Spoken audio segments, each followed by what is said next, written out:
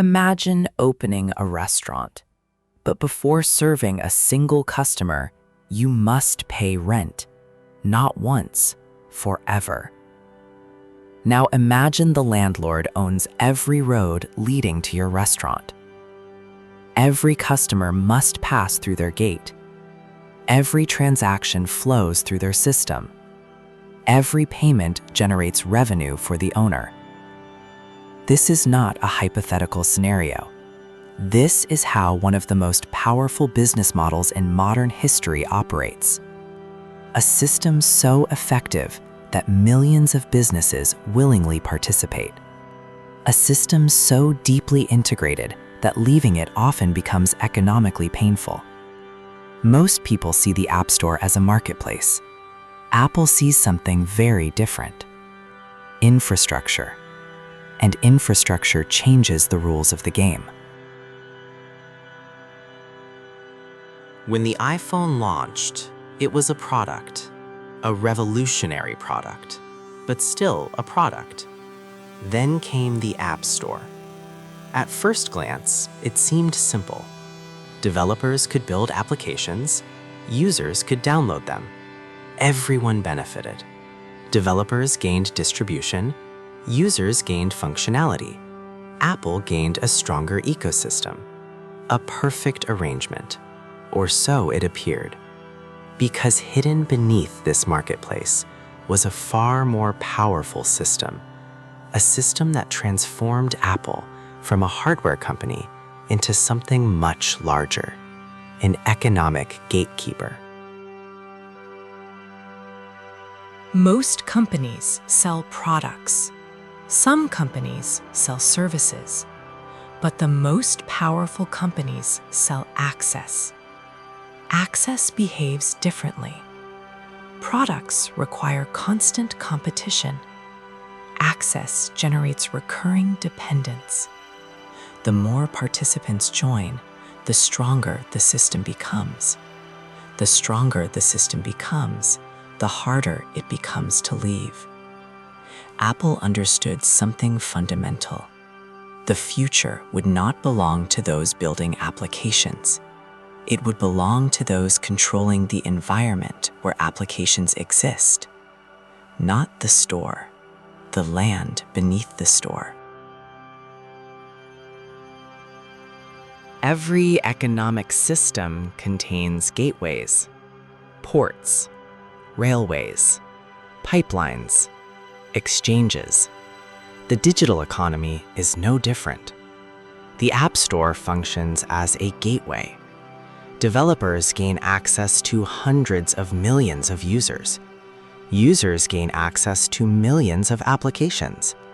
Apple sits in the middle, quietly, consistently, collecting value from the flow. The brilliance of the model is not the fee itself, it is the position. Because position determines leverage, and leverage determines power. Apple does not need to build every successful application. It only needs to own the infrastructure where success occurs. Every new winner strengthens the system. Every breakthrough innovation increases platform value. Every transaction reinforces Apple's position. This is not product economics. This is infrastructure economics. Most people believe Apple's greatest asset is the iPhone. The iPhone is important, but it is not the deepest layer. The deepest layer is the ecosystem. Users attract developers. Developers attract users. Applications increase device value. Devices increase platform value. The cycle repeats again, again, and again. Over time, the ecosystem becomes self-reinforcing. Every participant contributes to the system, whether intentionally or not. This is the hidden architecture behind platform dominance. Not control through force, control through integration. And integration creates dependency. True monopolies are not defined by market share.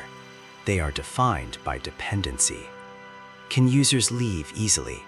Can developers leave easily? Can businesses leave easily? The more difficult those questions become, the stronger the system becomes. Because infrastructure creates gravity. The larger the ecosystem grows, the stronger the gravitational pull becomes. At some point, participation stops feeling optional. It begins feeling necessary, and necessity is where infrastructure acquires its greatest power. Most people believe wealth comes from selling more, but the architects of modern systems think differently. They ask a different question. What if we owned the flow instead? What if we owned the gateway? What if every transaction passed through our infrastructure? The greatest fortunes of the industrial age were built around physical choke points. Railroads, pipelines, ports. The greatest fortunes of the digital age are increasingly built around digital choke points, platforms, networks, ecosystems. Because when access becomes centralized, wealth becomes structural. The visible outcome is revenue. The invisible cause is control. The lesson extends far beyond Apple.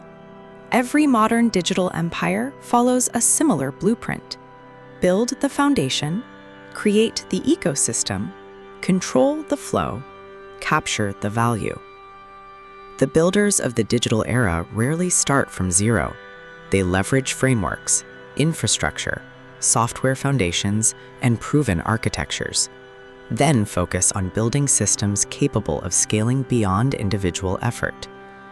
For viewers interested in exploring some of the frameworks, digital assets, and infrastructure resources that power modern system creation, curated resources can be found in the description below. Most people see applications. Apple sees infrastructure. Most people see products. Apple sees ecosystems. Most people see transactions. Apple sees flow. And those who control the flow often control the future. Because the most powerful companies do not merely participate in markets, they build the systems that markets depend on. This is Nexera, decoding systems, architecting wealth.